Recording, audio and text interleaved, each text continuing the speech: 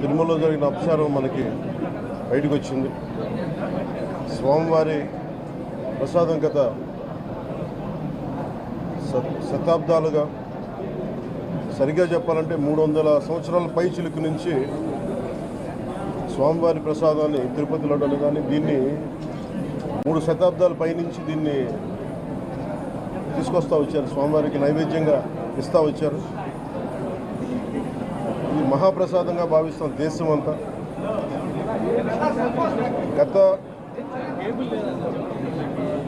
ఇది ఒక ప్రభుత్వాన్ని నిందించడానికో దీని మీద రాజకీయ లబ్ధి పొందడానికో దీని వెనుక ఉద్దేశం లేదు.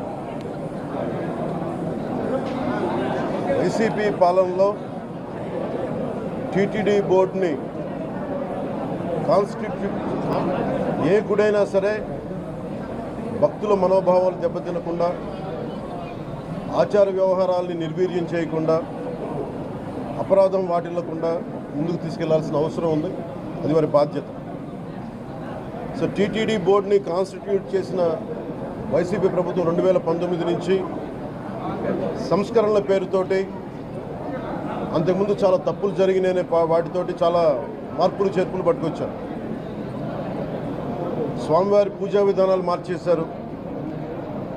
శ్రీవాణి ట్రస్ట్ అని పేరు పెట్టి దాని మీద 10,000 రూపాయలు టికెట్ పెట్టారు ఒక్కొక్క వ్యక్తికి. ఒక్కొక్క కుటుంబం వస్తే 5 మంది, 4 వస్తే తక్కువ కాకుండా వాళ్ళకి 50,000 రూపాయలు వసూలు చేసి టికెట్ మటుకు, బిల్లు మటుకు 500 రూపాయలకి ఇస్తూ ఉండేవాళ్ళు. ఇది నేను చాలాసార్లు, నాతో పాటు చాలామంది భక్తులు ప్రస్తావించారు, చాలామంది రాజకీయ పార్టీల ప్రతినిధులు దీన్ని ప్రస్తావించారు. అన్ని పార్టీలు ప్రస్తావిస్తూనే ఉన్నాయి, వేలెత్తి చూపుతూనే ఉన్నాయి. కానీ ఏ రోజు కూడా దాన్ని పట్టించుకున్న పాపాన్ని పోలేదు.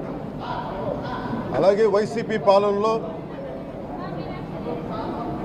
అఫీషియల్గా ఆన్ రికార్డ్ 219 గుడుల్ని అపవిత్రం చేశారు. విగ్రహాలని విధ్వంసం కావచ్చు, రథాలు తగలబెట్టడం కావచ్చు, అలాగే 300 పైచిలకు మన దేవాలయాలను అపవిత్రం చేశారు.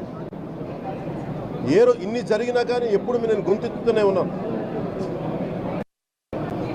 ఆ రోజు రామతీర్థం సమయంలో కూడా రాముల వారి విగ్రహాన్ని తల నరికేస్తే అర్చకులు దాన్ని, రాముల వారి విగ్రహాన్ని ఇలా పట్టుకొని ఆయన బాధపడుతూ ఉంటే ఆ రోజు కూడా నేను తెలియజేశాను. ఆ రోజు కూడా అందరూ ఏకం కావాలి. ఎవరి మతమైనా కావచ్చు, ఎవరి ప్రార్థనా మందిరాలు కావచ్చు, దేవాలయం కావచ్చు, మస్జిద్ కావచ్చు, చర్చి కావచ్చు, కానీ వారి మనోభావాలకి దెబ్బతినేలాగా దాడులు జరిగితే బయటికి రావాలి అని అందరూ నేను కోరుకుంటే ఆ రోజున చిలకలూరుపేట నుంచి ఉండే ముస్లిం సమాజం సోదరులు కూడా బయటకు వచ్చి ఆ రోజున మద్దతు తెలియజేశారు. ఇది ధర్మానికి సంబంధించిన వాళ్ళని ఒక పిలుపునిస్తూ ఆ రోజు కూడా వచ్చారు. మీరు కావాలంటే అది ఒకసారి మీరు నా ట్విట్టర్ టైం లైన్లో ఉంటుంది, అది కూడా మీరు చూసుకోవచ్చు.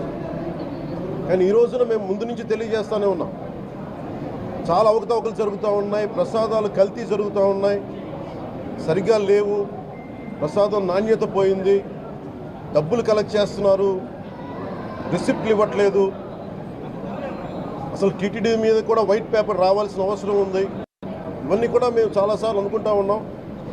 కానీ ఈ స్థాయిలో కల్తీ జరుగుద్దని, కల్తీ ఉంటుంది, ఫుడ్ అడల్ట్రేషన్ ఉంటుంది, చేసే తిండిలో కల్తీ ఉంటుంది, అన్ని దేవాలయాల్లో కూడా ప్రమాణాలు పాటిస్తున్నారా లేదా అన్న చర్చ బయటకు వచ్చింది ఈ రోజున.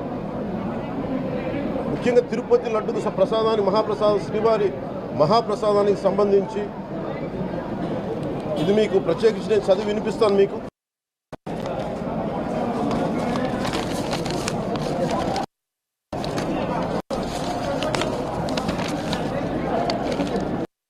ఈ రిపోర్ట్ ప్రత్యేకించి centre for analysis and learning in life stock and food of the national dairy development board వారికి శాంపుల్స్ పంపిస్తే ఇది స్టాండర్డ్ వాల్యూ లిమిట్స్ ఎలా ఉండాలి అని వాళ్ళు చెప్పారు. ఏం చెప్పారంటే pure milk fat shall have a reading between pure milk fat shall have a reading between 95.68 to 104.32, but all the ghee samples had values around 20, which means the ghee is highly adulterated. దాని subsequent టేబుల్లో సహజంగా నెయ్యిలో కల్తీ వ్యాపారులు కల్తీ చేసేది plant based కల్తీ జరుగుతూ ఉంటుంది. అదే తప్పు. అలాంటిది దీంట్లో ప్రత్యేకించి తెలియజేసింది సోయాబీన్ ఉంది, sunflower, olive oil, rape seed, linseed, wheat germ, maize germ, cotton seed, coconut, palm ఆయిల్తో పాటు fish oil, beef tallow, lard. Fish oil మీకు తెలిసిందే, చేప నుంచి ఎక్స్ట్రాక్ట్ చేసిన నూనె. బీఫ్ టాలో అంటే పందికి సంబంధించిన కొవ్వుని. ఇవి ఎక్కువ ఉన్నాయి. ఈ దారుణం ఏంటంటే శతాబ్దాలుగా పోరాటం చేస్తున్నారు రామజన్మ అయోధ్య రామ మందిరం కోసం. దానికి కూడా వీళ్ళు 1,00,000 లడ్డూస్, 1,00,000 లడ్లు ఇలా పిగ్ ఫ్యాట్ తోటి కొన్ని శతాబ్దాలుగా అయోధ్య రామ మందిరం కావాలని చాలా ప్రతిష్టాత్మకంగా తీసుకుంటే దానికి కూడా తిరుపతి లడ్లు వెళ్ళింది, టీటీడీ లడ్లు వెళ్ళింది. ఇది దేశం అంతా దీన్ని కదిలిపోయింది. ఈ రోజున ఇలాంటి అపవిత్రం జరిగింది. దీని గురించి ప్రస్తావిస్తే రిపోర్ట్లు బయటకు వస్తాయి. వైసీపీ నాయకత్వం కానీ వైసీపీ నాయకులకి కానీ వారి మద్దతుదారులు కానీ నేను మనస్ఫూర్తిగా మీకు తెలియజేస్తున్నా, రామతీర్థం గొడవప్పుడు 219 గుడుల్ని మీరు అపవిత్రం చేసినప్పుడు మీ పాలనలో ఒక సగటు హిందువుగా నేను గొంతెత్తి పోరాటం చేయాలి అంటే రోడ్ల మీదకి ఆ రోజే వచ్చామని గుర్తుపెట్టుకోండి.